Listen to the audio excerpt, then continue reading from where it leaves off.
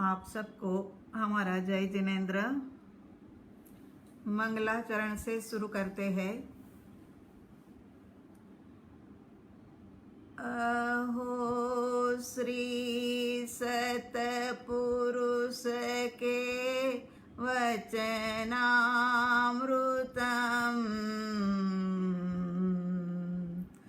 जगहितकरण मुद्रारो सतसमागम सुप्त चेतना जागृत करण सुप्त चेतना जागृत करण। देव गुरु की आज्ञा लेकर के पर्युषण महापर्व का आज छठा दिन आत्मिक व्यस्तता के अंदर दिन बीतते जा रहे हैं। भीतर के अंदर में आनंद है, उल्लास है, प्रसन्नता है, प्रफुल्लितता है, क्योंकि केवल भारत में नहीं लेकिन विश्व भर के अंदर में आराधना साधना का, सत्संग और स्वाध्याय का इस प्रकार से वातावरण फैला हुआ है कि वो वातावरण के अंदर में सारी ऊर्जा ऐसा लग रहा है कि पॉजिटिव हो गई है। वो ऊर्जा ऐसे तरंगित हो रही है कि प्रत्येक के मन मानस को जो इस धारा के साथ जुड़ते हैं उन सबको प्रसन्नता से भर देती है। कार्य केवल इतना ही करना है कि हमें वो धारा के साथ में जुड़ना है। बहती हुई धारा के अंदर में जुड़ेंगे तो आत्मा के गुणों के अनुकूल वातावरण मिलेगा और वातावरण मिलने के कारण से आत्मा के गुणों में खिलावट आएगी। आहा, कल हमने मनाया सबने महावीर जयंती का पावन पवित्र दिन। अपनी जान की बाजी लगा करके अपने स्वयं को शरीर मान करके, शरीर के प्रति की आसक्ति को छोड़ करके हमारे शासनपति का जन्मदिन कल मनाया गया। जन्म कल्याणक मनाया गया। बड़े शान के साथ में, चाहे जैसे देश की व्यवस्था है, देश के महत प्रधानमंत्री इत्यादि का कहना है, उसी के अनुरूप हर बात का ध्यान रखते हुए महावीर जयंती मनाई। भीतर में उल्लास से, आनंद से भर गए। हमारी बात चल रही है कि बंधन से मुक्ति की ओर आगे बढ़ना है। अब थोड़ी थोड़ी समझ आई है, इसी कारण से पश्चाताप हो रहा है और जिनके भीतर में पश्चाताप होता है उनका प्रायश्चित भी हो जाता है। पश्चाताप माने एक अग्नि का प्रज्वलित हो जाना, और अग्नि जब प्रज्वलित हो जाती है तो प्रायः करके चित्त जो है वो शुद्धि की ओर आगे बढ़ जाता है। चित्त साफ होने लगता है। ऐसे बंधन और मुक्ति की बात चल रही है। बंधन और मुक्ति के साथ साथ में सुख दुख बहुत ही ज्यादा जुड़ा हुआ है।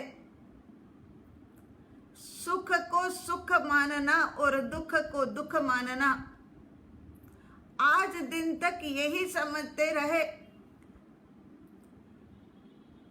कि ये जो है दोनों अलग अलग है, दोनों जुदा जुदा है, दोनों शत्रु है, क्योंकि जहां एक होता है वहां दूसरा ठहरता नहीं है, ऐसी हमारी मान्यता थी। ये मान्यता हमारी है। हाँ, सिद्धांत तो कुछ हमारी मान्यता से अलग ही कहता है। सिद्धांत कहता है कि जहां सुख है उसी के दूसरे पहलू के अंदर दुख छुपा ही हुआ है। और दुखी मत हो हे प्राणी, हे जीवात्मा, दुखी मत हो। ये जो दुख आया है उसके पीछे सुख भी छुपा हुआ है। लेकिन हम नादान ऐसे समझ लेते हैं कि अब सुख आया है, सुख कभी भी जाने वाला नहीं है। मौज मस्ती से जीवो।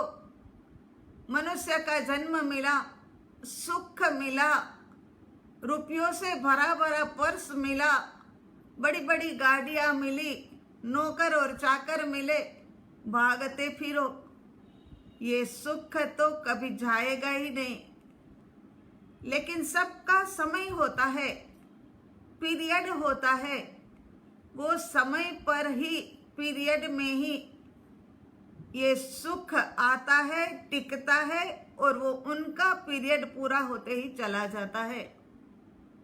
स्कूलों में पढ़ते थे, पता है ना, 7 पीरियड होते थे, किसी किसी के 8 होते थे। वो पीरियड पूरा होते ही दूसरा पीरियड शुरू हो जाता था। इसी प्रकार से ये जीवन की क्लास चल रही है, जीवन का अभ्यास क्रम चल रहा है। ये अभ्यास क्रम के अंदर में भी सुख और दुख, ये सब कुछ का आना जाना चलता रहता है। अब करे तो क्या करे? दुख तो पसंद नहीं है, लेकिन एक कार्य कर लिया जाए कि स्वीकार भाव का अभ्यास करके हमारे भीतर में स्वीकार भाव आ जाए। जब भीतर में स्वीकार भाव आ जाता है, दुख का भी जब हम स्वीकार करने लगते हैं, तब एक बहुत बड़ी घटना घटती है। जो दुख होता है ना, वो सुख में परिवर्तित हो जाता है। वरना तो दुख को भी कायम ही मान करके दुखी दुखी रहते हैं कि हमारे पास तो ये नहीं है, हमारे पास तो वो नहीं है, हम तो इतने परेशान हैं। लेकिन दुख का भी स्वीकार करने की कला आ जाएगी तो मानो एक प्रकार से एक बहुत बड़ी तपस्या हो जाएगी। जहां प्रसन्नता पूर्वक का स्वीकार है, कर्म के गहरे रहस्य को जाना और समझा है, वह दुख में भी जीने की क्या, जीवन तो जीना ही पड़ता है जब तक हमारा आयुष्य पूरा ना हो। लेकिन प्रसन्नता पूर्वक, उल्लास पूर्वक जीने की कला वो जान लेता है। और जो ऐसी कला जान लेता है, वो सदा काल के लिए सुखी हो जाता है। एक बार दुख को सुख में परिवर्तित करने की कला आ जाए, फिर क्या चिंता, फिर कोई चिंता नहीं। सुख हो तो भी अच्छा है और सुख ना भी हो तब भी ठीक है, क्योंकि दुख को तो हमने सुख के अंदर में परिवर्तित करने की कला जान ली है। जब सुख दुख से पर हो गए हैं तो सुख की कोई आकांक्षा नहीं, कोई इच्छा नहीं, अस्वीकार की कोई बात भी नहीं, कोई शिकायत नहीं है, अस्वीकार नहीं है, फरियाद नहीं है, तो फिर दुख भी सुख के अंदर में पलट जाता है। जैसे कि एक परिवार 5 मेंबर 2 कमरे के घर के अंदर में रह रहे हैं, इतना ही नहीं, बहुत ही प्रसन्नता पूर्वक रह रहे हैं। 5 जने इतने परस्पर के अंदर में खुश है, उनको कभी लगता भी नहीं है कि अरे 2 से तीसरा कमरा हो तो थोड़ा ठीक लगने लग जाए। बस वो उसी के अंदर में मस्त होने के कारण से उन्होंने स्वीकार कर लिया है कि बस जो है वो सब ठीक है, बराबर है। ये 2 कमरे इतना ही नहीं, वो कमरे भी कहाँ है, रेलवे स्टेशन की पटरी के थोड़ी सी ही दूरी पर। दिन भर शोर शराबा, ट्रेनों का आना जाना, वो पट्टे बदलते रहना, पटरियां बदलती रहना, ट्रेनों की वो आवाजें आती रहती है। उधर की तरफ भी ध्यान नहीं, उधर की तरफ भी दृष्टि नहीं।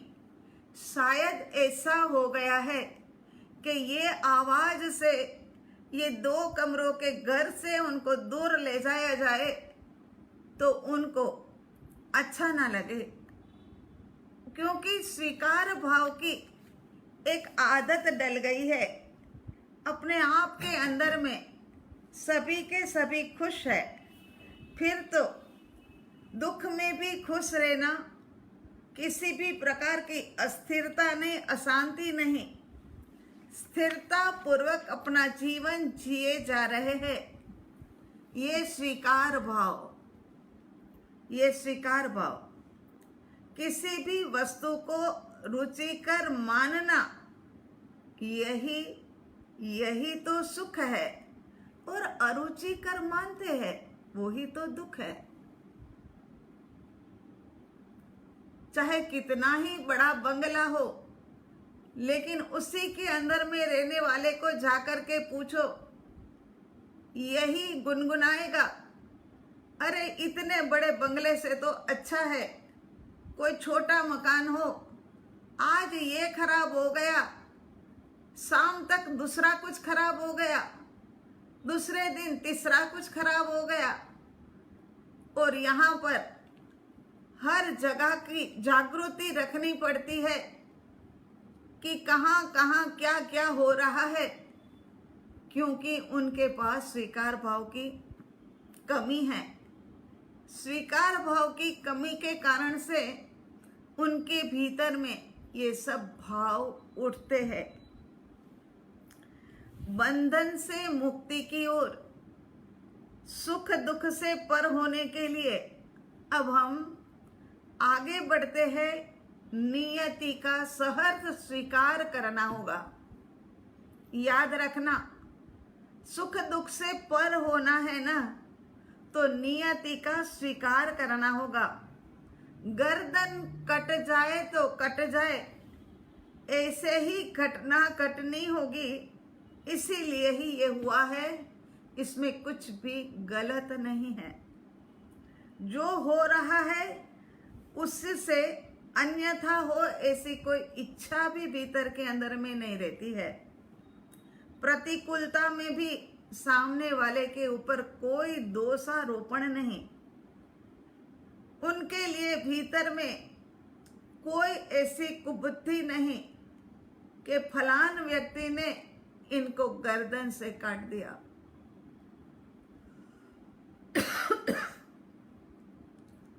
मानव से महामानव बनना है ना, तो महामानव बनने के लिए ऐसी भूमिका के ऊपर आना पड़ेगा। आप कहोगे कि माँ ये तो बड़ा ही मुश्किल है, कैसे स्वीकार कर लिया जाए, इतना बड़ा घाटा करवा दिया हो। आजकल वो चल रहा है ना, यहाँ होने के नाते कानों के अंदर में आवाज आ जाती है, कहीं ना कहीं से समाचार मिल जाते हैं वो सुशांत का।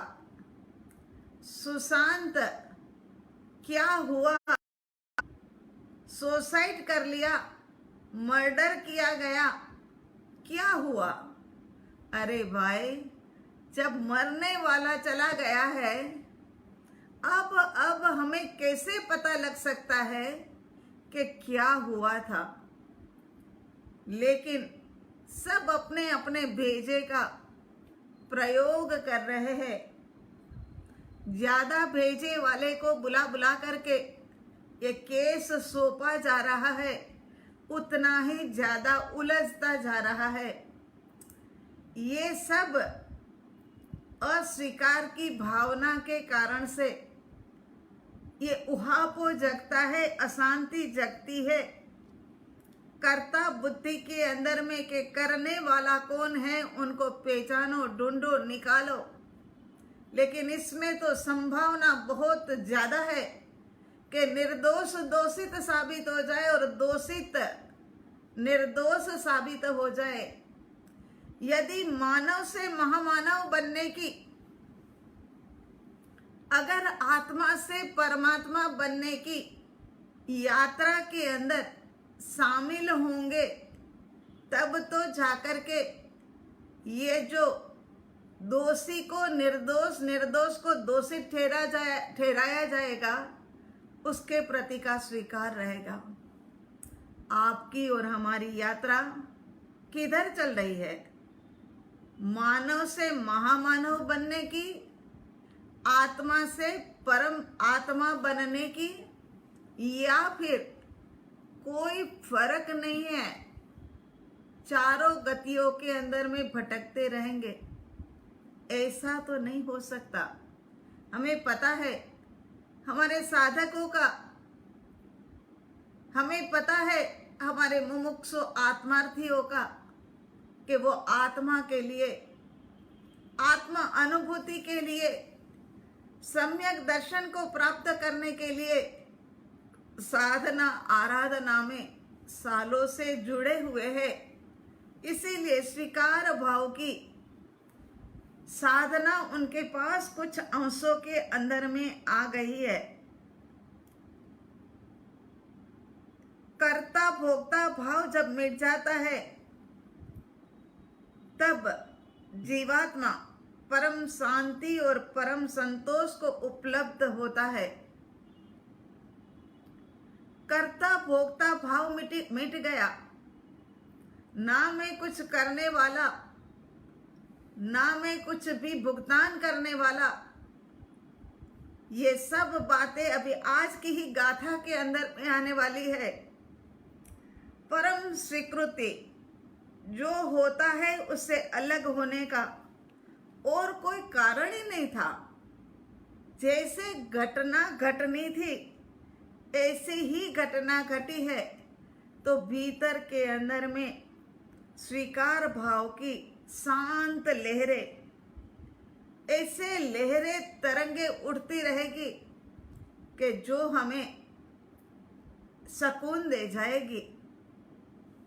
बंधन से मुक्ति की ओर जाने का मार्ग, उसके अंदर में स्वीकार भाव बहुत ज्यादा आवश्यक। आज दिन तक हमने यही माना कि मैं शरीर के अंदर में हूं, मैं शरीर में हूं ऐसा मानने के बदले मनुष्य जब ऐसा मानने लगता है कि मैं शरीर हूं, तब ये उपाधि आकर के खड़ी हो जाती है। दोनों छोटे छोटे से वाक्य, लेकिन जमीन और आसमान का फर्क, बहुत ज्यादा दिन और रात का फर्क। उसके अंदर में मैं शरीर में हूं ऐसा मानने के बदले में मनुष्य जब ऐसा मानने लग जाता है कि मैं शरीर हूं, तब उपाधि आकर के खड़ी हो जाती है। ज्ञानी पुरुष कहते हैं कि एकमात्र बीमारी हो तो वह बीमारी का नाम ऐक्यता। ऐक्यता का रोग हमें लग गया है। द ओनली वन डिसीज कि मैं शरीर हूं। देहाध्यास से छूटने का उपाय शरीर से तादात्म्य और अपनेपन का भाव टूटने का एक ही उपाय है।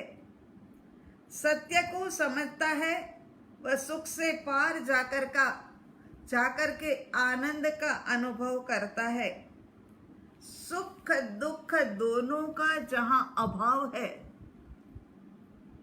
माने जब तक देह है तब तक अभाव तो होने वाला नहीं है, लेकिन दोनों के प्रति का स्वीकार भाव है, वहां आनंद है। परम कृपालु देव कल तो हमने महावीर जन्म मनाया ने, तो आगे वाले दिन में कह रहे थे कि अचिंत्य तुझ महात्म्यनो नथी प्रफुल्लित भाव। क्यों नहीं है? क्योंकि स्वीकार भाव ही नहीं है। बंधन से मुक्ति की ओर, सुख दुख में स्वीकार की भावना आएगी, उसी के साथ में आनंद के स्रोत फूटेंगे।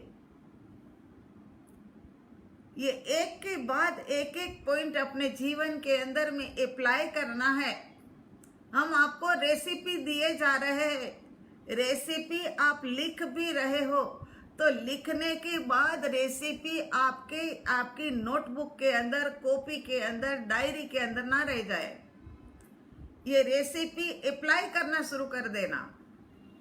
नया नया खाना बनाना सीखते हैं, हर रेसिपी की ट्राई करते हैं। ऐसे हमने भी ये रेसिपी को हमारे जीवन के अंदर में अप्लाई करना शुरू करना है। तो कहा था परसों के दिन में कि अचिंत्य तुझ महात्म्यनो नथी प्रफुल्लित भाव, अंश न एके स्नेहनो न मले परम प्रभाव। ऐसा क्यों हुआ? अब आगे की गाथा के अंदर में कहते हैं परम कृपालु देव, पश्चाताप से गदगदित है, जन्म और मृत्यु से थक गए हैं, टूट गए हैं, हार गए हैं, पश्चाताप से भर गए हैं। उनको ये संसार, उनको ये गृहस्थी कहीं पर भी आसक्ति रूप लगती नहीं है। लगता है बस ये सब कुछ छोड़ने जैसा है और जल्द से जल्द छूटे, ऐसा उनको लगता है।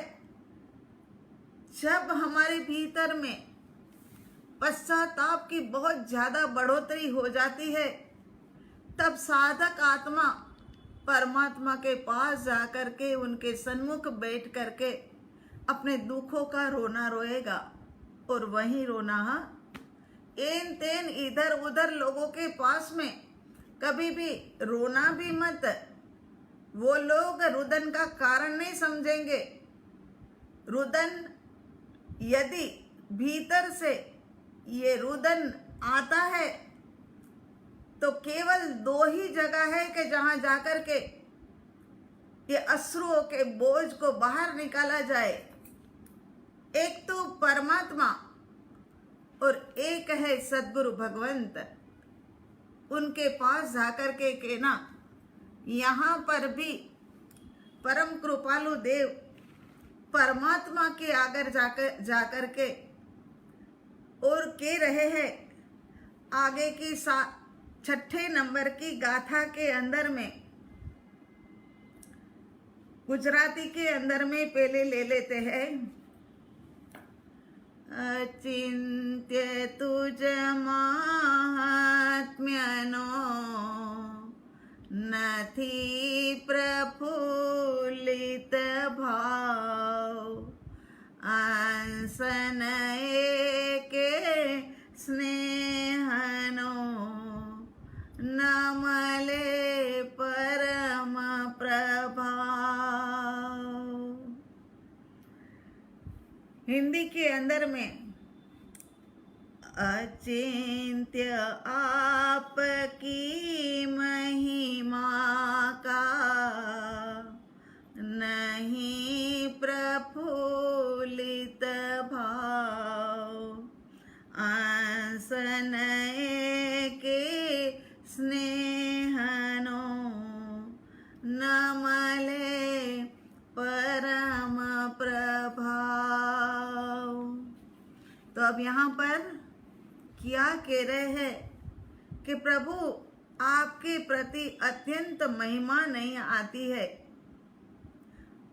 प्रफुल्लित भाव भी नहीं है।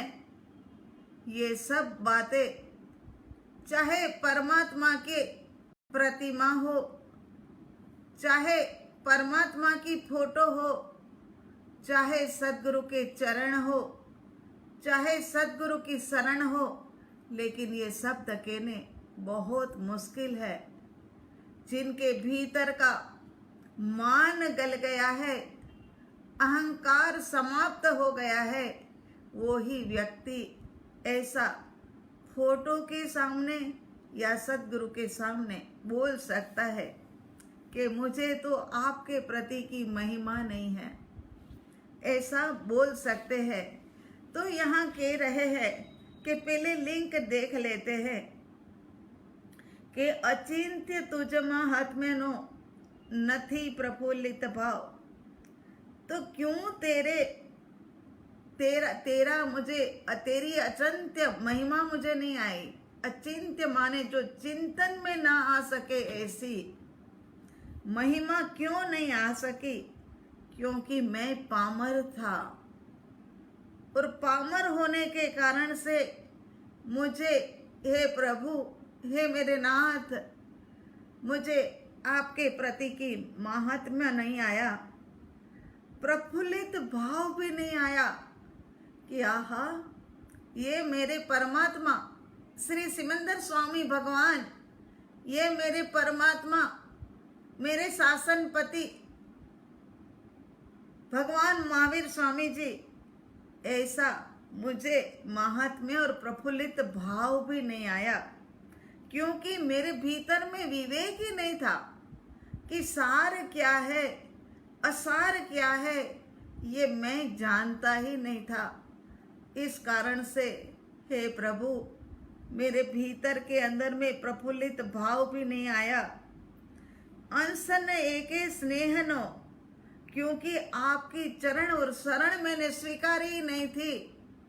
जब चरण और शरण को स्वीकारे तब तो उत्तरोत्तर पता लगे कि आहा, इस व्यक्तित्व के अंदर में अद्भुत अलौकिक शक्ति भरी हुई है और स्नेह का उपार्जन होता रहे।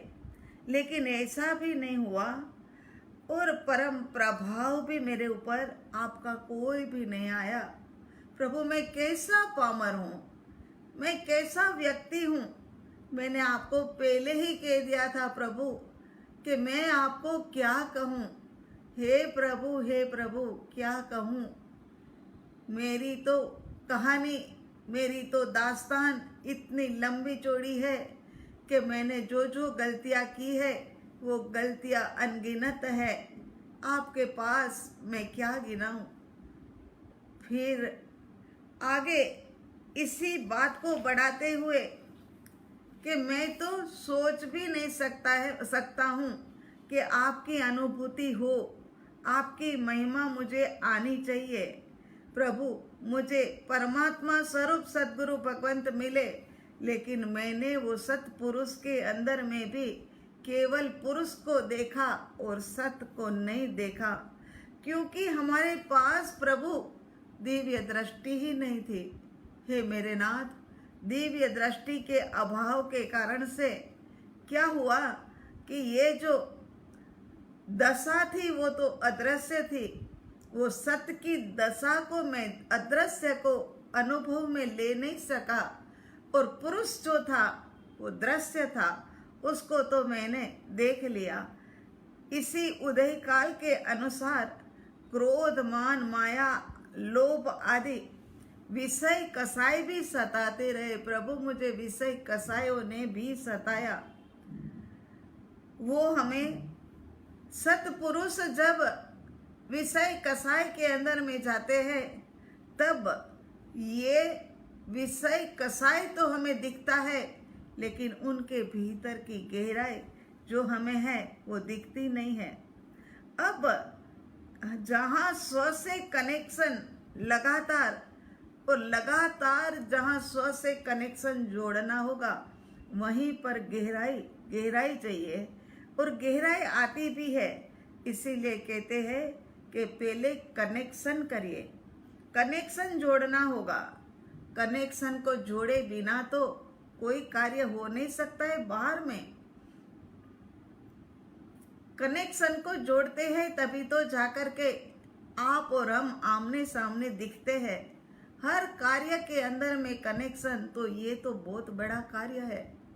परमात्मा के साथ में कनेक्शन जोड़ना होगा, उनके साथ का कनेक्शन जुड़ेगा, तब जाकर के सत्संग का प्रभाव हमारे ऊपर पड़ेगा। यदि प्रभाव नहीं, यदि हमारा कनेक्शन नहीं, तो कनेक्शन कहीं ना कहीं तो जुड़ रहा है, तो फिर वो कनेक्शन संसार के साथ में जुड़ रहा है। तो यहाँ कह रहे हैं कि परम प्रभाव माने हमारे भीतर में ऐसी खुमारी नहीं है। टाइम पास के लिए 2 घंटे प्रवचन सुन लिया, आनंद मिला, मगर परम प्रभाव हमारे ऊपर नहीं पड़ा उसका। स्वाध्याय, सत्संग, ध्यान, भक्ति आदि सब साधन हैं, लेकिन साध्य तो स्व से कनेक्ट होना, चाहे जिससे भी हो सकते हो। स्वाध्याय से हो, स्वाध्याय करते करते भी एक ऐसी परम दशा आ जाती है कि स्व का अध्ययन करते करते ही स्व से कनेक्ट हो जाते हैं। ध्यान तो है ही पूरा स्व से कनेक्ट होने का कार्य। स्वाध्याय, ध्यान, सत्संग, भक्ति करते करते भी कितने ऐसे महान पुरुषों ने अपने आप को स्व से कनेक्ट कर लिया, और स्व से कनेक्ट करके देह का भान भूले, है ना। लेकिन ये जो भी साधन है, वो साधन फिर बाद में छूट जाने वाले हैं। ये सब साधन छूटेंगे और छोड़ने ही पड़ेंगे। ठंडी ठंडी हवा चल रही है, सोचते हैं चलो चलते हैं, छत के अंदर में जाते हैं, ठंडी ठंडी हवा है, लेकिन सीढ़ी के ऊपर चढ़ते चढ़ते लास्ट 2 स्टेप बाकी थे, अटक गए। अरे नहीं, ये सीढ़ी को छोड़ना नहीं है। ये सीढ़ी ने तो हमें ये ठंडी हवा तक पहुंचाया है, तो पूरा लाभ हमें मिल नहीं सकेगा, अनुभूति का स्तर हमें मिल नहीं सकेगा। स्वाध्याय से बहुत आनंद है, सत्संग में बहुत ही मजा आ जाता है, लेकिन सबसे कार्य एक ही स्व से कनेक्ट होना और वो आनंद की अनुभूति करना। सबसे बढ़कर के, चाहे आनंद आ रहा हो, चाहे मजा आ रहा हो, लेकिन भीतर का जो आनंद है वो एक अपूर्व होगा, अपूर्व। आहा, ये अपूर्व आनंद के लिए साधन तो अलग अलग, अंतर्मुखी दशा के अंदर में जाने के लिए स्व का कनेक्शन तो करना ही होगा। साधन से भीतर खुमारी जगानी है। साधन क्या काम करेगा? साधन यही काम करेगा कि भीतर में एक खुमारी जगाएगा कि मैं आत्मा ही हूं, मैं ये देह नहीं हूं। ये देह मिला है इसी कारण से कि अनादिकाल के कर्मों के बोझ ढो रहा है। वो ढोते हुए बोझ को उतार करके बस ये आत्मा को शुद्ध कर दे, निर्बोझ, निर्भार, निर्वजन कर दे। तो नित्य क्रम दिया जाता है, उसमें स्वाध्याय, ध्यान, अन्य कुछ स्तोत्र, पाठ, जाप इत्यादि दिया जाता है।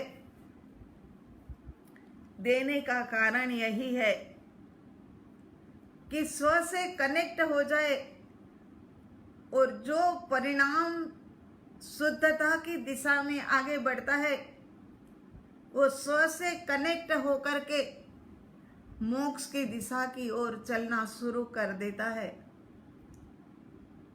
एकदम से कोई छलांग नहीं लगाई जाती है कि छत के अंदर में ठंडी हवा है, छलांग लगाओ पहुंच गए, ऐसा नहीं होता है। ये साधनों की आवश्यकता होती है, तभी जाकर के स्व से कनेक्शन, और स्व से कनेक्शन वो ही मोक्ष मार्ग में ले जाने वाली सीढ़ी। मैं कौन हूं? तो मैं जानने वाला हूं। जानने वाला हूं, कहां का जानने वाला? दुनिया का क्या, संसार का क्या? नहीं, मैं भीतर में जानने वाला हूं। उनकी अनुभूति के लिए हमें कहां क्या करना होगा? उनकी अनुभूति के लिए कहीं नहीं, कुछ नहीं। ये सीढ़ी को चढ़ते चढ़ते भीतर में ही जाना होगा। कार्य भीतर में करना है, क्योंकि आत्मा भीतर में है, और भीतर में आत्मा है तो फिर कार्य भी भीतर में ही होगा। बाहर में ज्यादा कुछ फर्क करने की आवश्यकता नहीं है। ज्यादातर कार्य तो जो है ना, वो भीतर ही भीतर में करने का है।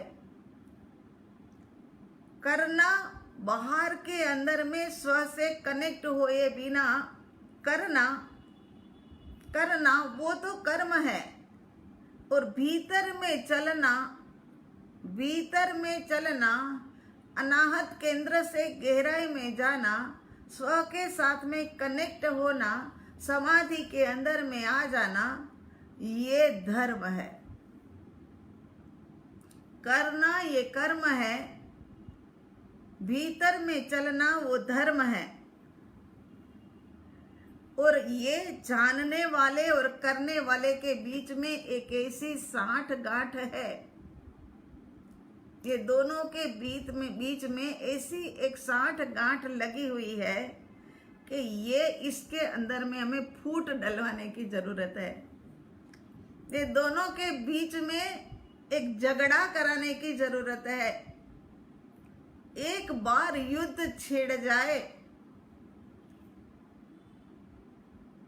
एक बार यदि युद्ध छिड़ जाए, एक बार बस हल्की सी भी तिराड़ पड़ जाए, फिर देखो ऊर्जा शक्ति फिर भीतर ही भीतर झगड़ा कराने की, लड़ाई कराने की बात चल रही है। लेकिन ये झगड़ा और लड़ाई कराते कराते स्वयं तक पहुंचना होगा। हमें एक को ही मान्य करना होगा, जो अजन्मा, अजर, अमर, ऐसे आत्म तत्व का अनुभव करना होगा। और एक बार तिराड़ हो जाएगी, एक बार ये जो साठगांठ है वो टूट जाएगी, उसके बाद में ये तिराड़ भरने वाले नहीं है। फिर तो उत्तरोत्तर उत्तरोत्तर उत्तरोत्तर ये तिराड़ बढ़ती जाएगी, बढ़ती जाएगी। और उसके बाद घटना क्या घटेगी पता है? ऊर्जा शक्ति हमारे पास एक ही है, चाहे वो ऊर्जा शक्ति बाहर के अंदर में काम कर लेवे, चाहे वो ऊर्जा शक्ति हमारे भीतर में काम कर लेवे। जब जब हम बाहर के अंदर में ऊर्जा शक्ति का उपयोग करेंगे, बाहर में काम करेंगे, वो समय पर ये ऊर्जा शक्ति का व्यय होगा। धनवान व्यक्ति यदि धनवान है, खूब घूमेगा फिरेगा, अशोका और ताज होटल में ठहरेगा और वहां की बड़ी बड़ी गाड़ियों के अंदर में घूमेगा। अब तो अशोका और ताज की क्या बात करें, अब तो घूमना फिरना लंदन में और अमेरिका में, वहां जाकर के वो धनवान घूमेगा फिरेगा। तो ये धन उनका जो है वो व्यर्थ है। लेकिन वो ही धनवान यदि ये सोचेगा कि ये मेरे रुपये जो है, जिनके पास सुविधा नहीं है, उनको सुविधा देने के लिए काम में आए, तब जाकर के ये धन का सदुपयोग होगा। मैं लाखों लाखों रुपये बाहर जाकर के यूं ही देकर के आ जाता हूँ, उसकी बजाय यूं ही खर्च कर देता हूँ, उसकी बजाय कुछ गरीबों के लिए कमरे बनवा दिए जाए, उनको सुविधाएं दे दी जाए, तब तो जाकर के हमारा पैसा जो है वो सदुपयोग करके का बंद कराने वाला होगा। जो पुण्यानुबंधी, पुण्य हमने बार बार कहा है कि हमें मोक्ष की ओर ले जाएगा, हमें ऐसी सुविधा देगा। मोक्ष की ओर तो स्वयं के पुरुषार्थ से ही जाना है, लेकिन हमें ऐसी सुविधा प्रदान करेगा। हे प्रभु, मैं सोच ना सकूं ऐसी आपकी महिमा है, लेकिन मैं वो महिमा को समझ नहीं सकता हूँ, उसका वर्णन भी समझा नहीं हूं तो वर्णन भी नहीं कर सकता हूँ, क्योंकि मेरी दृष्टि बाहर के अंदर। इसीलिए निर्णय करते हैं कि साधु वेश के अंदर में है, वहीं पर धर्म है।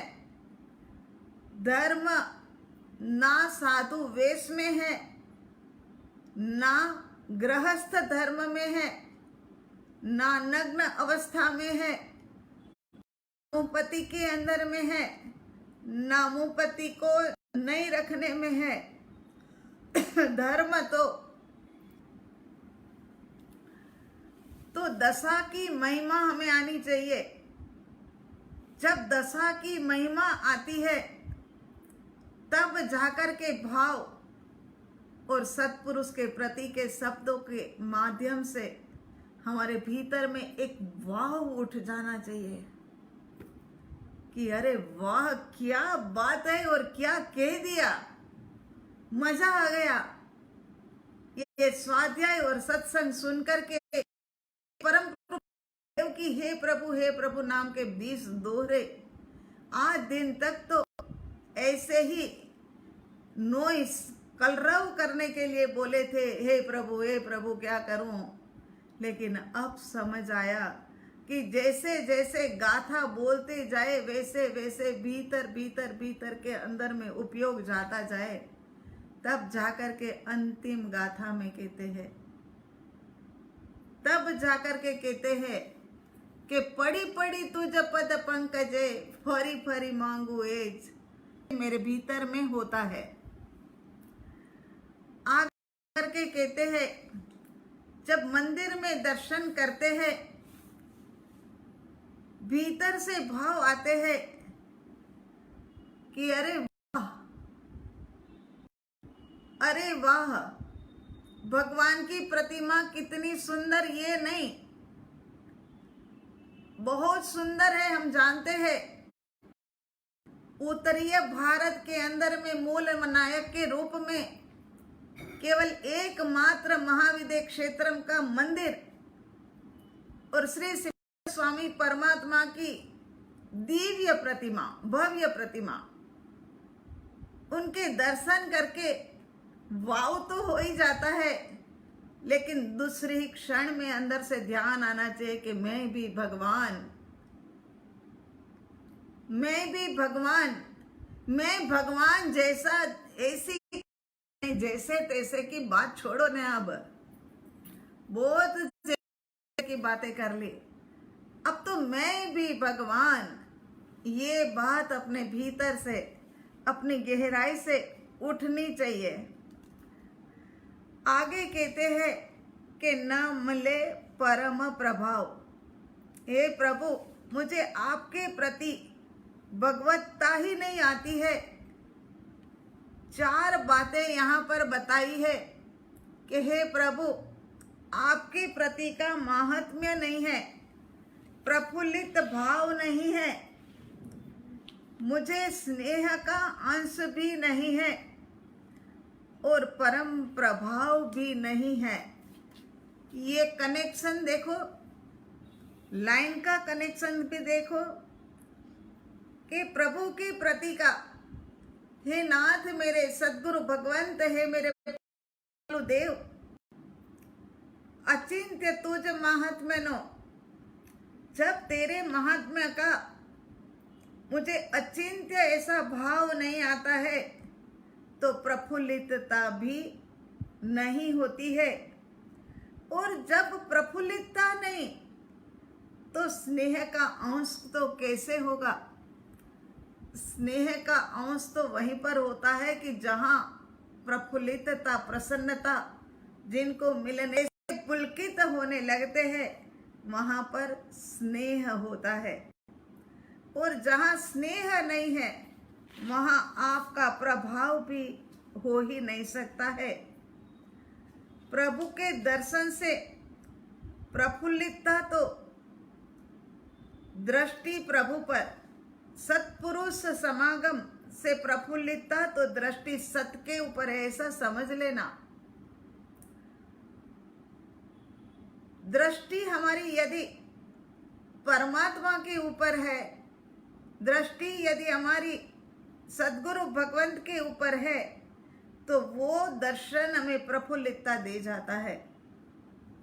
लेकिन यदि हमारी दृष्टि और चीजों के अंदर में है कि आहा आज की आंगी तो बहुत सुंदर है, आहा फलान व्यक्ति ने तो आज बहुत अच्छा साथिया किया है, आहा आज तो फलान व्यक्ति कितना अच्छा ड्रेस साड़ी पहनकर आई है, तो फिर संभावना नहीं है कि हमें ऐसा प्रफुल्लित भाव और अचिंत्य महिमा आए। परम कृपालु देव का कैसा प्रफुल्लित भाव, हमने पहले भी आपको बताया कि 2 घंटे के अंदर में केवल 2 घंटे के अंदर में 4 काव्य, कैसा भाव प्रफुल्लित होगा, कैसे शब्दों की धारा भी हम देख रहे हैं कि एक के बाद एक कैसे जुड़ी हुई है, और आपके अंदर में भगवत सत्ता व्याप्त है। लेकिन मैं पामर ना तो महिमा करता हूँ, ना प्रफुल्लित भाव करता हूँ, और ना स्नेह का एक अंश भी मेरे भीतर में जागृत होता है। ऐसा कहते हुए ये छठी गाथा के अंदर में पूरा पश्चाताप से भरे हुए, अंतर हृदय से भीगे हुए शब्द कि प्रभु मैं क्या करूं, मैं कहाँ जाऊं, अब मैं किस प्रकार से अपनी आत्मा की अनुभूति तक पहुंचूं, मुझे संसार में कहीं अच्छा नहीं लगता है, मुझे आप तक पहुंचने का मार्ग नहीं मिलता है, ना तो मैं संसार का रहा, ना मैं आपका रहा, अब मैं क्या करूं, मैं कहाँ जाऊं, मैं तो त्रिशंकु की तरह लटक रहा हूं। जैसे वो रत्नाकर 25 के अंदर में कहा जाता है कि त्रिशंकु की तरह मैं तो लटक गया हूं। ऐसा हाल कहीं हमारा ना हो जाए, ऐसी दशा कहीं हमारी ना हो जाए। उससे पहले जो मिला हुआ समय है, मिला हुआ अद्भुत मौका है, इस मौके को हमने पूरी तरह से सदुपयोग करके अनुभूति के स्तर पर, आंशिक भी अनुभूति के स्तर पर पहुंचना ही है। ऐसा निर्णय करना होगा। और हे प्रभु की गाथाएं अब जब भी बोलो तब आपके भीतर में, वैसे तो एक बार बोलनी ही है ना, तो आपके भीतर में कुछ अलग अनुभव होना चाहिए। पहले बोलते थे, अर्थ पता नहीं था, ऐसे ही होता है ना। जैसे कोई अलग भाषा में बोलता है, कोई है ना मलयालम भाषा में बोलता है, तो फिर हमें कुछ भी समझ नहीं आता है, वो तो केवल एक कोलाहल होता है। इसी बोले जा रहे थे, लेकिन अब हमें हमारे बोलने के अंदर में भावों में अंतर आना चाहिए कि हे प्रभु शू कहूं, दीना नाथ दयाल, आप तो दयालु हो मगर मैं दीन और अनाथ हूं।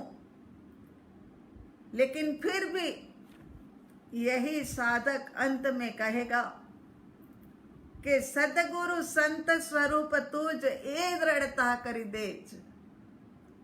चाहे ऊपर ऊपर की गाथा में बहुत कुछ कहते हैं कि अधमा धम अधिको पतित सकल जगत मा हुए, लेकिन फिर भी भीतर के अंदर में एक आशा पड़ी है, उमंग पड़ा है।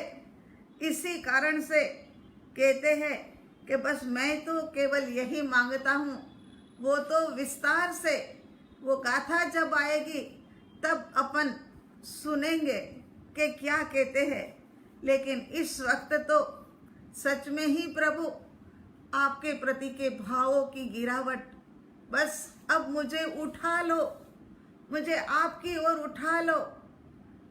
कैसे मतलब एक परमात्मा के प्रति का अहोभाव उनके भीतर के शब्दों को उजागर कर रहा है। भाव होता है ना, वहां पर ही शब्द उजागर होते हैं। जहां भाव ना हो वहां शब्द भी उजागर होते नहीं हैं। आगे की गाथा अपन कर लेंगे, उसके अंदर में भी बहुत ही बढ़िया बात, एक एक गाथा आगे बढ़ती जा रही है। भाव धारा उन्नत उन्नत उन्नत होती जा रही है। पर्युषण पर्व ऐसा लगता है कि जैसे अमिताबेन के भाव पहले रहते थे कि महीने महीने तक पर्युषण चलना चाहिए, वैसे ही लगता है कि ये पर्युषण पर्व भी अभी जल्दी से समाप्त ना हो। लेकिन व्यवस्था होती है एक, वो व्यवस्था के अनुरूप पर्युषण पर्व तो चले जाए, ये तो दिन है। सरकने वाली जिंदगी, इसी का नाम तो संसार है। ये सरक जाएंगे, लेकिन अपने भावों को सरकने मत देना। जब तक अनुभूति का अंश प्रकट नहीं होता है, जब से भीतर में प्रफुल्लित भाव नहीं आता है, जब तक भीतर में परम प्रभाव नहीं आता है, और ये गाथाएं चलती रहेगी, मानना ये पर्युषण पर्व हमारे चल रहे हैं। पहले ये काव्य को अपन पूरा करेंगे, पर्युषण पर्व के बाद भी उसके बाद 241 नंबर के पत्रांक की बारी आएगी। तो बस अब हमें भी, चाहे घर में बैठे हुए हैं, हमारे सामने नहीं भी पहुंच रहे हो, तब भी जाकर के पूरी जागृति के साथ में परमात्मा से वार्तालाप बड़े शांत और स्थिर भाव के अंदर में ये चलता रहे कि हे प्रभु क्या कहूँ। ये वाली बातें भीतर में गुनगुनाते रहो। अपना ज्ञानावरणीय कर्म का क्षयोपशम ऐसा नहीं है कि एक बार सुना और याद रह गया। ये कई कई बार सुनना पड़ेगा, सुनते रहना। विज्ञान ने एक तोहफा दिया है, एक भेंट दी है कि यही बात को बार बार सुन सको, क्योंकि क्षयोपशम ज्ञान जो है वो अब लंगड़ा गया है। इसी कारण से ये बार बार सुनने की जो सुविधा मिली है उसको चुकना मत, और अपने भीतर के भावों से भरे भरे रहना। जितना जो हो सकता है बाहर की क्रिया में ठीक है, लेकिन अंतस के अंदर में ये भाव भरे रहे कि बस अब मुझे छूटना है, बहुत हो गया, बहुत हो गया, अब मुझे छूटना है। ये भावों के साथ साथ में ही हमारा दिन पूरा व्यतीत होता रहे। ये गाथा 20 तक जब तक हम ना पहुंच जाए, जब तक हमें आंशिक अनुभूति ना हो जाए, तब तक बस छूटना है। बंधन बंधन लगे, बंधन बंधन लगेगा तो मुक्ति की ओर जाएंगे, वरना तो फिर यहीं के यहीं रूलते रह जाएंगे। अब रूलना नहीं है। उसी के साथ में आज का स्वाध्याय यहीं पर संपन्न करते हुए आगे का फिर अवसर आने पर अपन सुनेंगे। उससे पहले एक प्रेरणा के रूप में 2 दिन के बाद में संवत्सरी महापर्व, पहले ही दिन हमने कहा था कि जो ये पर्व मनाया जा रहा है 8 दिन का, उसमें मुख्य पर्व जो है ये क्षमा पर्व है। क्षमा पर्व की 7 दिन की तैयारी, 7 दिन तक जब हमारी तैयारी चलेगी भावों की भीतर से गदगदित होने की, तब जाकर के क्षमा दे सकेंगे, क्षमा ले सकेंगे। कर्मों के उदय के कारण से कई जगह पर कई सारी गलतियां की है, लेकिन अब गलतियों से छूटने की बारी आई है। एक एक व्यक्ति घर के, एक एक व्यक्ति चाहे घर हमारे पास पहुंचो ना पहुंचो, लाइव के ऊपर कराया जाए, समक्ष के अंदर में प्रत्यक्षता में कराया जाए, लेकिन आप लोगों ने सब ने प्रतिक्रमण करना है। घर के अंदर में बड़े हो, छोटों को प्रेरणा देना, बेटा कसाय अनंतानुबंधी नहीं करना। अनंतानुबंधी कसाय हमें भव भ्रमण में अनंत काल तक भटकाएगा। तो सांवत्सरिक प्रतिक्रमण और आलोचना के देना बच्चों को। 364 दिन तुम्हारे हैं, मगर एक दिन यहाँ धर्म के नाम से हमारे कहने से आपको आलोचना पाठ भी करनी है, और शाम के समय में प्रतिक्रमण भी करना है। घर के बच्चे बच्चे, बूढ़े बूढ़े, सारे के सारे अपनी व्यवस्था लेकर के पूरे दिन के लिए बैठ जाना। वैसे भी वो दिन तो पोषद का होता है, और अब तो व्यवस्था हमने कर दी है कि घर बैठे बैठे भी पोषद एक कमरे का आगार रख करके कर सकते हो।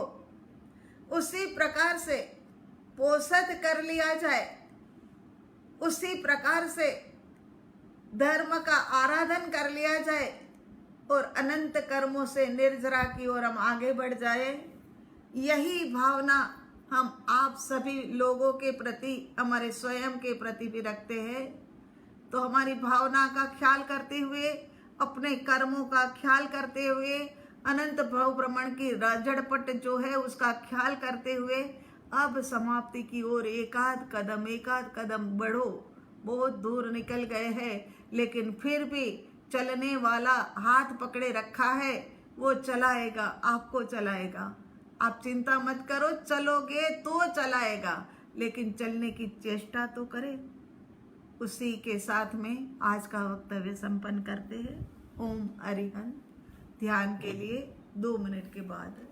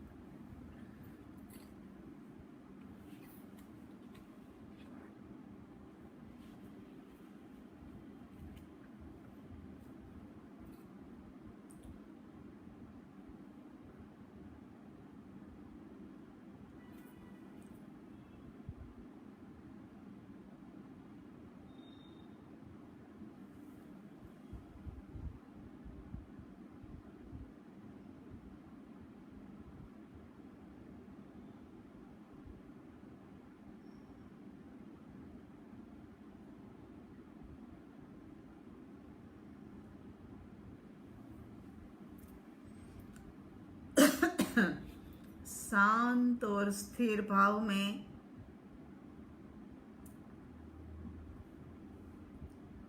आत्मा का स्वभाव ज्ञाता दृष्टा शांत और स्थिर है। ऐसे शांत और स्थिर भाव में शांत और स्थिर भाव में आइए। सरल आसन, आंखें बंद, रीढ़ की हड्डी सीधा, सीधे होकर के बैठिए ताकि निद्रा प्रमाद सताए ना।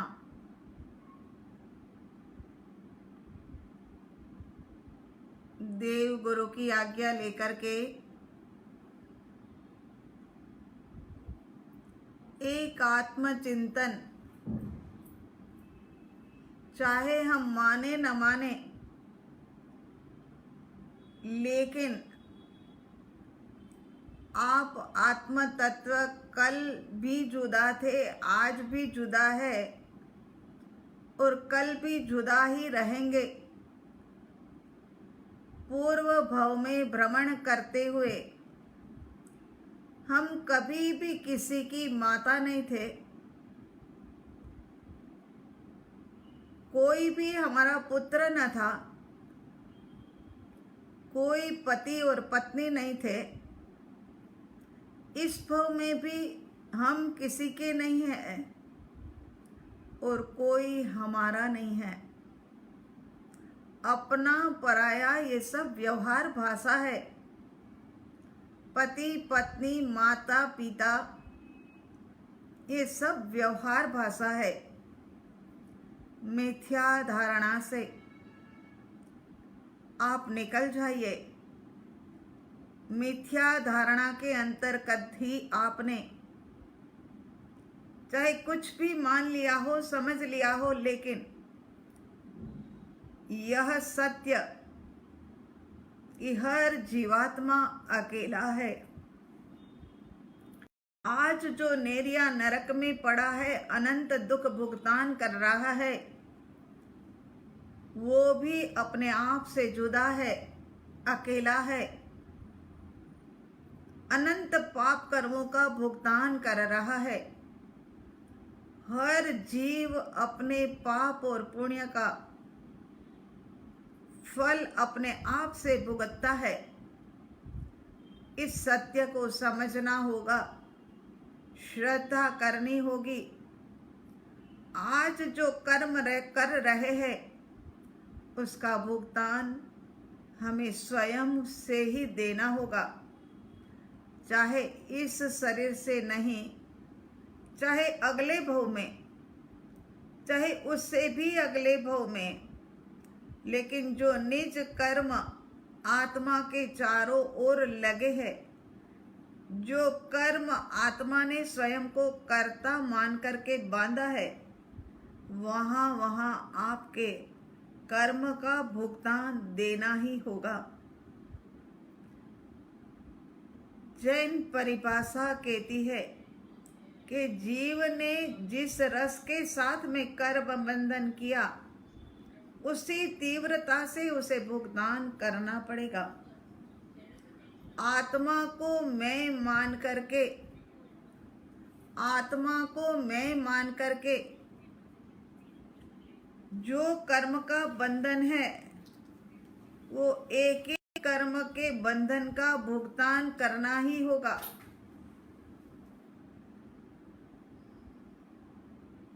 ज्ञाता दृष्टा बन करके की गई हुई हर क्रिया कर्म निर्जरा की ओर हमें आगे ले जाती है और अंतर्मुखता को प्रदान करती है। अंतर्मुखी दशा जैसे जैसे बढ़ती जाती है वैसे आत्मा शुद्धि की ओर आगे बढ़ जाता है। आत्म शुद्धि के लिए क्या किया जाए? केवल ये बातें करने से, केवल आत्मचिंतन करने से हमारा कार्य होने वाला नहीं है। हमारा कार्य तो साधना के माध्यम से ही होगा। तो अंतर्मुखी दशा के अंदर में कैसे प्रवेश पाया जाए? तो कहते हैं मिथ्या मान्यता के कारण अनंत काल से ऊर्जा सुख को ढूंढने के लिए बाहर में भटक रही है कि मुझे बाहर से सुख मिलेगा, लेकिन सुख तो बाहर में है ही नहीं, सुख तो भीतर में है। ज्ञानी पुरुष का बोध मिला, अब भीतर जाना है तो आओ, आ जाओ, ऊर्जा को पहले समेट लो। ऊर्जा को समेट लिया जाए, उपयोग अंतर्मुखी दशा में आ जाए। उपयोग अंतर्मुखी दशा में आ जाए।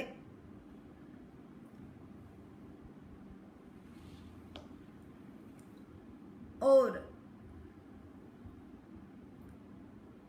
जहां जहां भी फैला है वहां से समेट लिया जाए।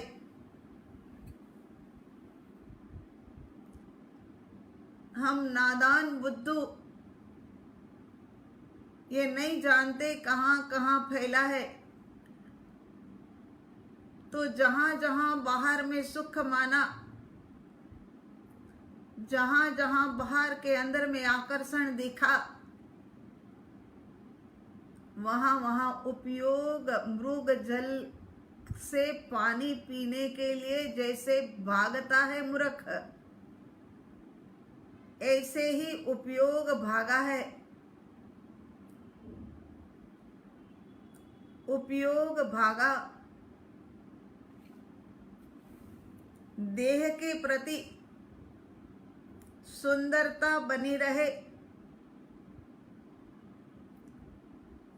आकर्षण का केंद्र रहूं, मिथ्या भ्रांति में देह के प्रति, व्यक्ति के प्रति,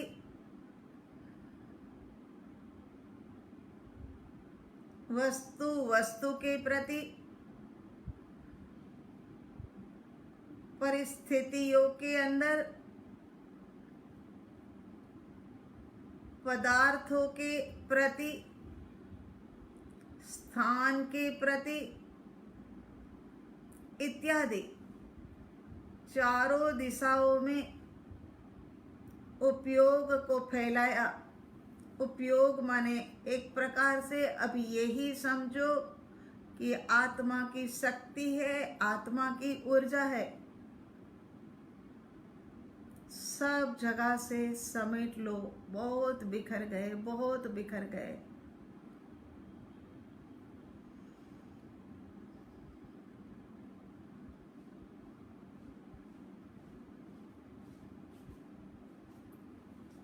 सब जगह से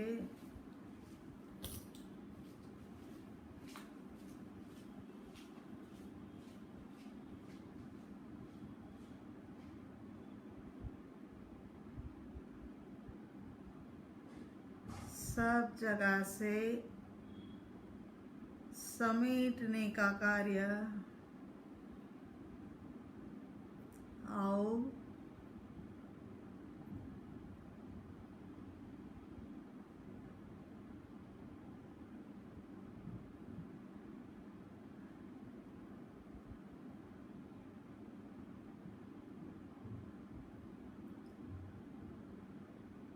कुछ समय के लिए, कुछ समय के लिए अंतर्मुखी दशा में आने के लिए समेटना है।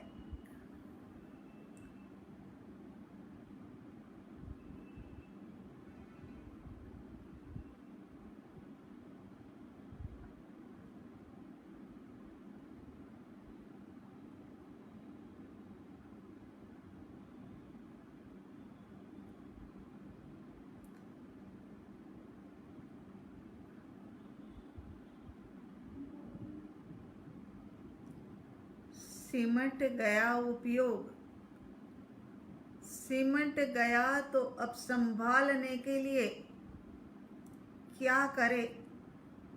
ये ध्यान मार्ग है। जब तक हम ध्यान मार्ग के ऊपर एकाग्रता पूर्वक चलेंगे नहीं, तब तक ध्यान साधना में प्रवेश नहीं मिलेगा। मत समझ लेना कि यही ध्यान है। ध्यान कभी भी शरीराश्रित नहीं होता, शरीर का नहीं होता। शरीर से अलग होकर के, भिन्न होकर के अंतर्मुखी गहराई में जाना होता है। तो अब ऊर्जा भीतर भीतर आ गई। अब जो ऊर्जा को बाहर में फैलाने वाला है, उसको कुछ समय के लिए शांत करना होगा। हे मन वचन काया के त्रियोग, आप हमें सहयोग दो। शांत हो जाओ, स्थिर हो जाओ।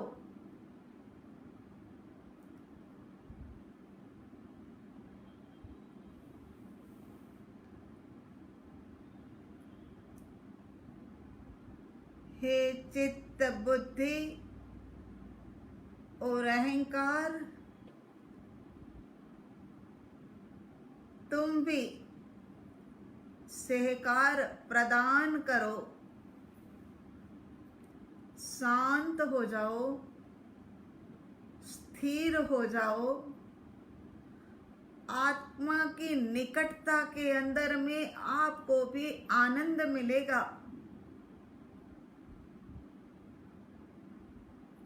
संकल्प विकल्प विचार,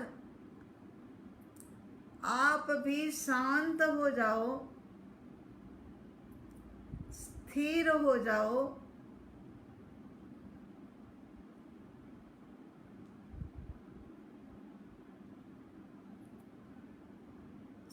सब शांत और स्थिर। आज दिन तक मिली हुई शरीर की सुविधाओं से आत्मा का आनंद लेने का पुरुषार्थ ही नहीं किया, आदेश ही नहीं दिया। अब जब हम इन सब को आदेश दे रहे हैं, माने आत्मा जब आदेश दे रही है, तब सब शांत और स्थिर हो गए हैं। अनुभव करिए, अपने आप से अनुभव करिए ना। भीतर में 30 सेकंड के लिए गहरी शांति का और अपने लक्ष्य को निश्चित कर लीजिए।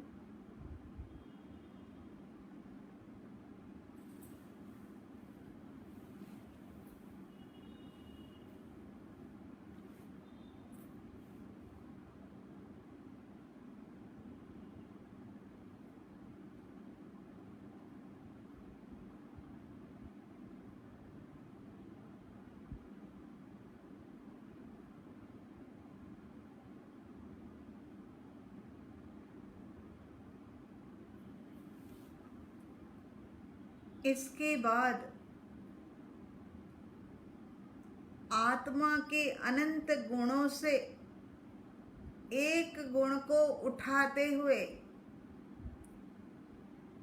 अनंत ऊर्जा को उठाते हुए अनुभव करेंगे। वेद ज्ञान के मार्ग से, वेद ज्ञान का मार्ग सूक्ष्मता में जाने से पहले स्थूलता से ही करते हैं। श्वास से, जिससे हम सभी परिचित, चिर परिचित, चेतना की उपस्थिति के अंदर में चलने वाले ये श्वास अलग है और जानने देखने वाला अलग है। आहा, अलग अलग ही है। केवल हमने जानना है कि श्वास चल रहा है, उसको मैं जान देख रहा हूं।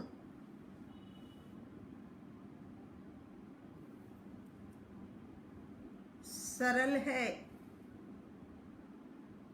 सुगम है, सहज है।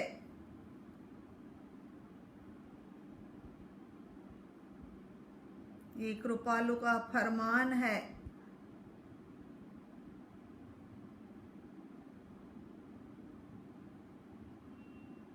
कितनी भिन्नता है स्पष्टता पूर्वक की कि ज्ञान दर्शन रूप चक्षु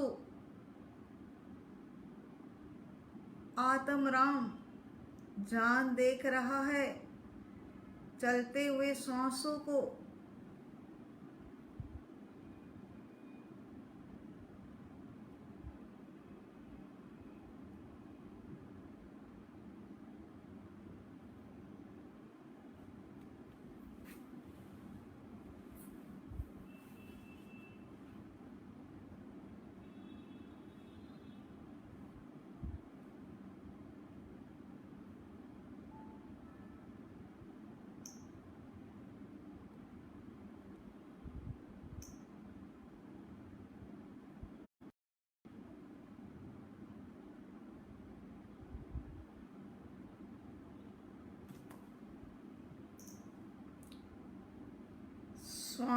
श्वास के बाद में आ जाइए राइट पैर के तलवे के ऊपर। अनंत गुणों से युक्त आत्मा और गुणों से ही अनुभव में आने वाला, गुणों के माध्यम से ही अनुभव में आने वाला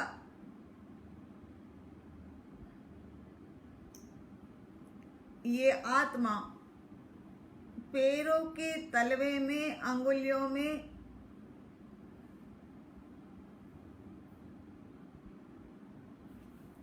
पंजे में और पूरा पैर, राइट पैर, फैले हुए असंख्यात आत्म प्रदेश, आत्म प्रदेश के अंदर में अनंती ऊर्जा, उस ऊर्जा का अनुभव करिए। वो ऊर्जा कुछ अंशों में सुसुप्त हो सकती है क्योंकि उपयोग बाहर चला जाता है। भीतर की ऊर्जा हर समय उपयोग से पल्लवित नहीं रहती है। तब कुछ सुसुप्त हो जाती है। इस सुसुप्त ऊर्जा को जागृत भी करिए, जानिए और देखिए।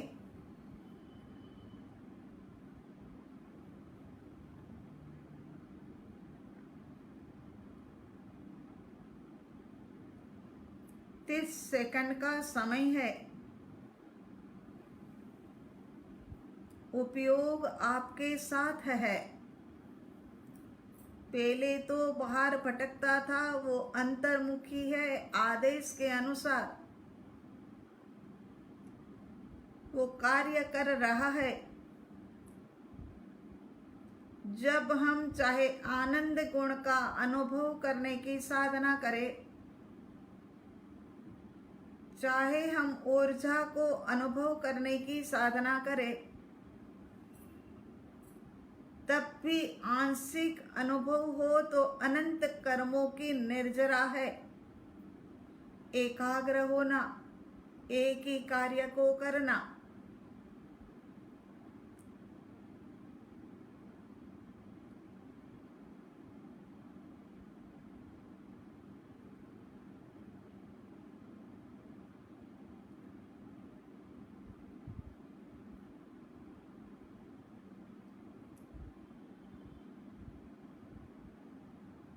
लेफ्ट पैर के ऊपर आ जाइए।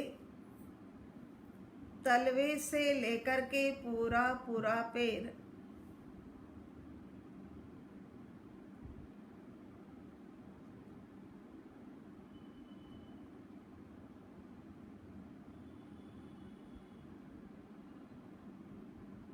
आहा, ऊर्जा ही ऊर्जा। लेकिन मैं समझ न पाया कि अनंत ऊर्जा का स्वामी हूँ।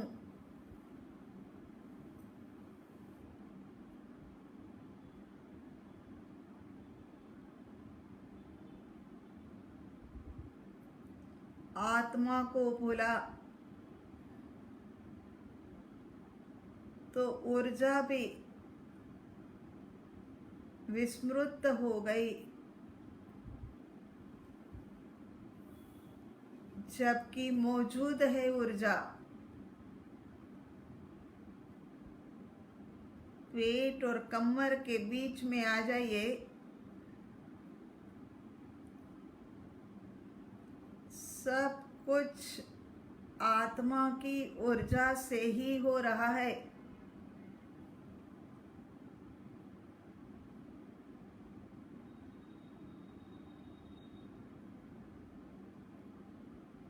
पेट और कमर के बीच में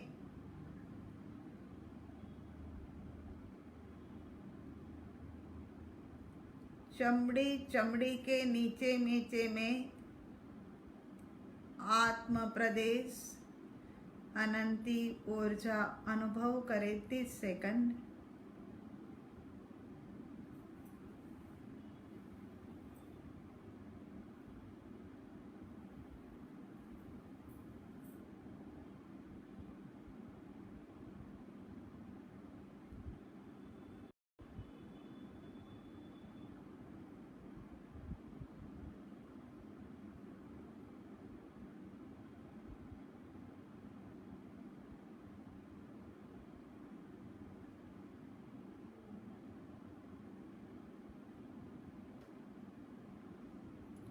छाती और पीठ के ऊपर,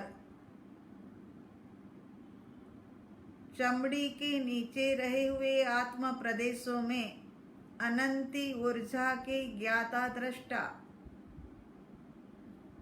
जानिए, देखिए, अनुभव करिए। 30 सेकंड।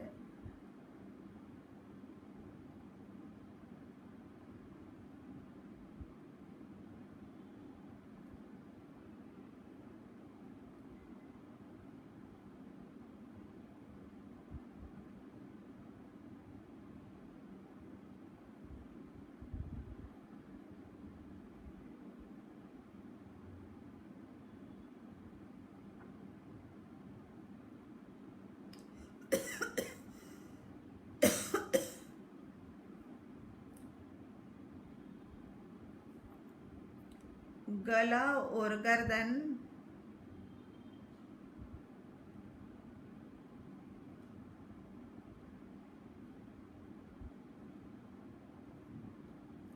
ऊर्जा के ज्ञाता दृष्टा, सुसुप्त ऊर्जा का जागृतिकरण,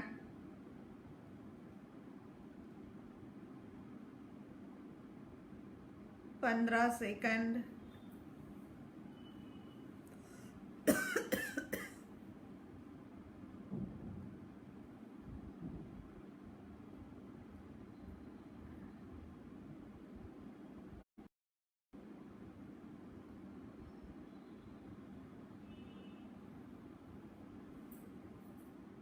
राइट हैंड के कंधे से लेकर के पूरा हाथ अंगुलियों के पोरवे तक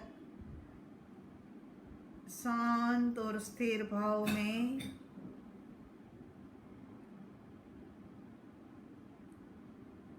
ऊर्जामय उपयोग राइट हैंड के कंधे के ऊपर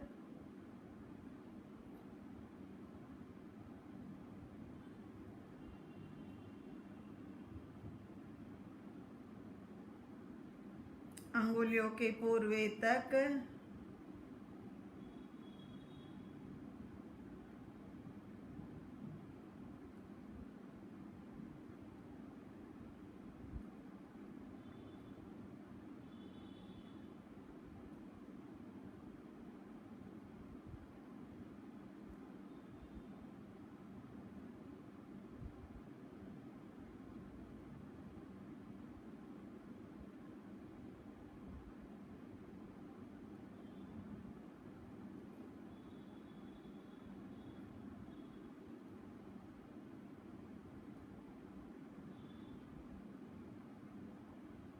लेफ्ट हैंड की अंगुलियों से लेकर के कंधे तक मैं आत्मा, जानने, देखने और अनुभव करने वाला, इस वक्त ऊर्जा का अनुभव, सुसुप्त का जागरण, दोनों को जान रहा हूँ, देख रहा हूँ, अनुभव कर रहा हूँ।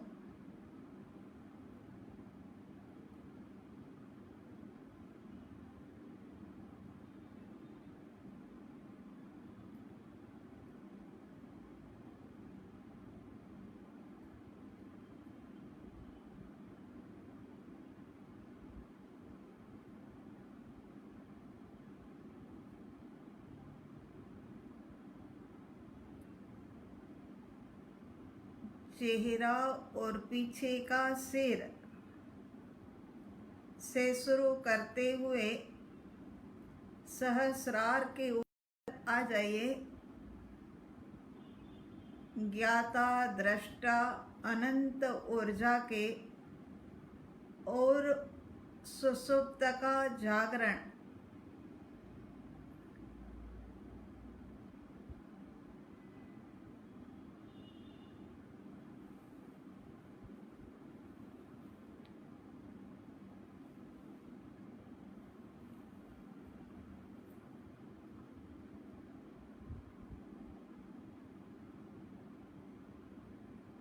पूरे देह प्रमाण फैले हुए असंख्यात आत्म प्रदेशों में रही हुई अनंती ऊर्जा के गायक राम भगवान आत्मा जाना, देखा, अनुभव किया उन्होंने।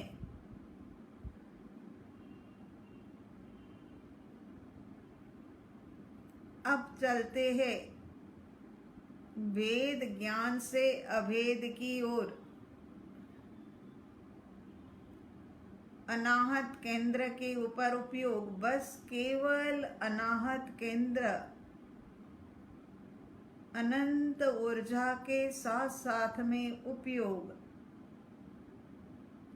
सब कुछ अलग जुदा जानो और भीतर की गहराई में जाने के लिए अनाहत केंद्र के ऊपर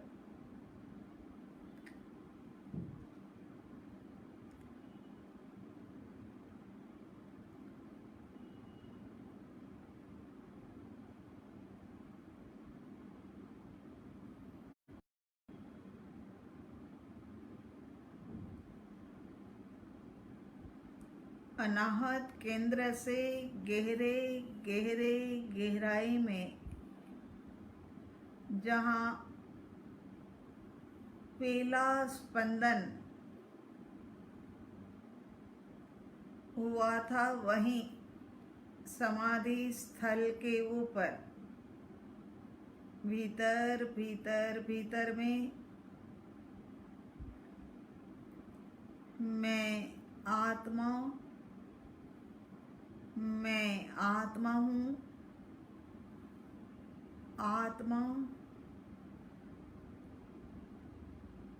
अनंत गुणों से युक्त ध्रुव सामान्य आत्मा आत्मा आत्मा आत्मा समाधि में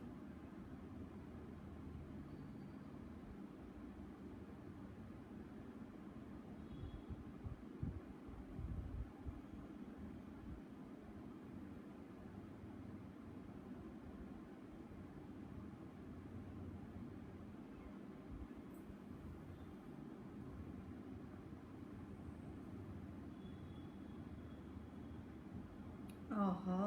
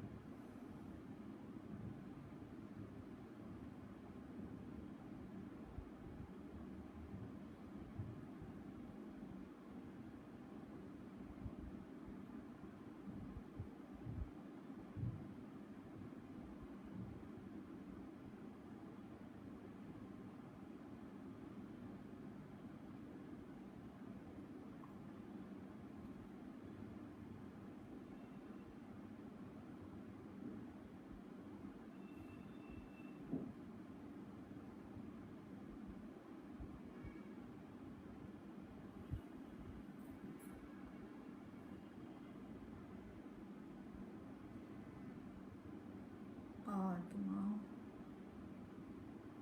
आत्मा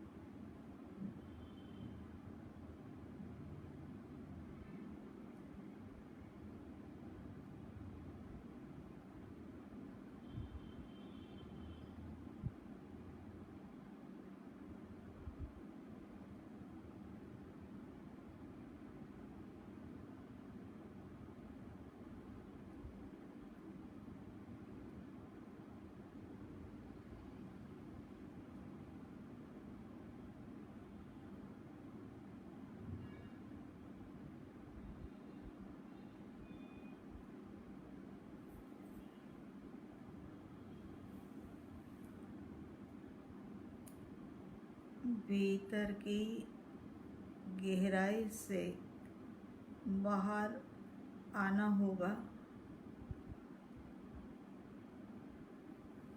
शेष आयुष्य कर्म, शेष कर्मों की श्रृंखला, दोनों को पूर्ण करने के लिए भीतर की गहराई से बाहर आते हैं। अनाहत केंद्र के ऊपर आ जाइए। अभेद में थे, केवल एक सबसे अलग जुदा आत्मराम।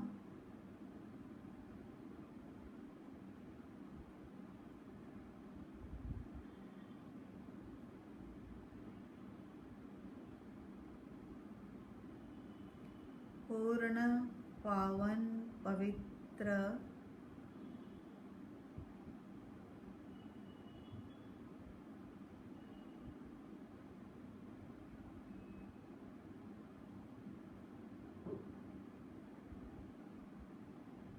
मैं आत्मा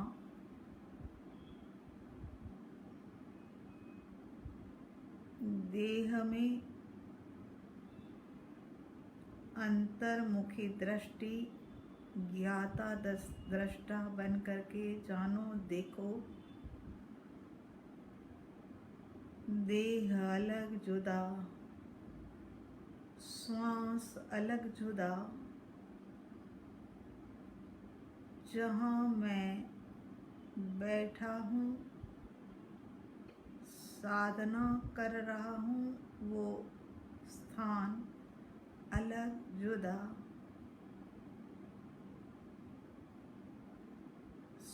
श्वास के ऊपर आ जाइए।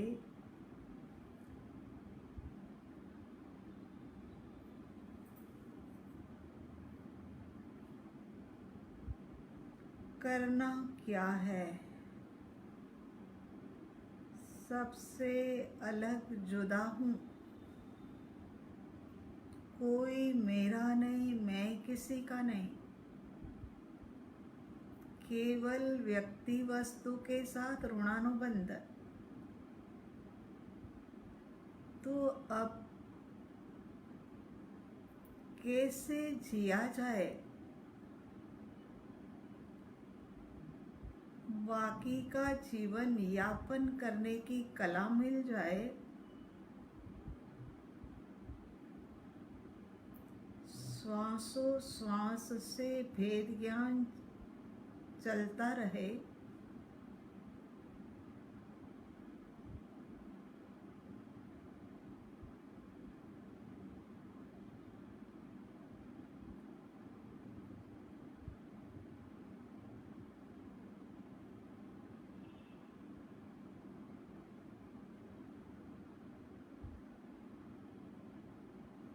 कला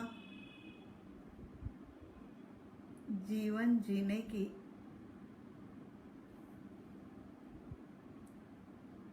मिली, समापन की ओर आगे बढ़ते बढ़ते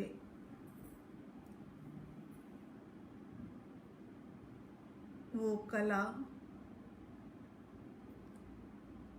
ना कोई राग, ना कोई द्वेष,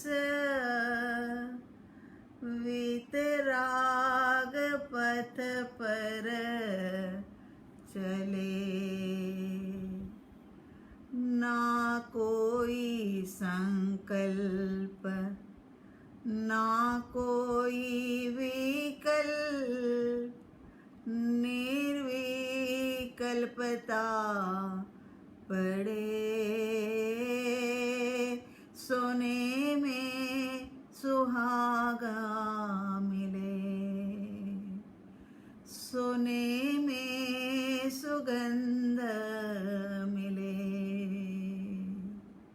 कैसे?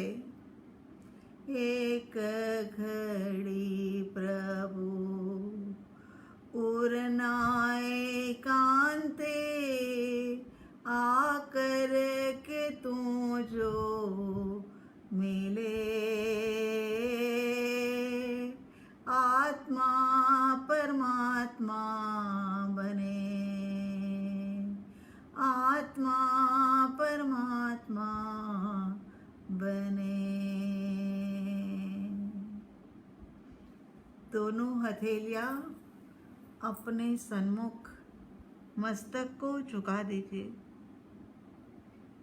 देवाधिदेव अरिहंत परमात्मा श्री सिमंदर स्वामी भगवान आदि और धर्म गुरु भगवंत आदि के श्री चरणों के अंदर में अनंत अनंत वंदन नमन। हे प्रभु, वितराग दशा की प्राप्ति के लिए पुरुषार्थ चल रहा है, उसमें आपकी कृपा मिल जाए।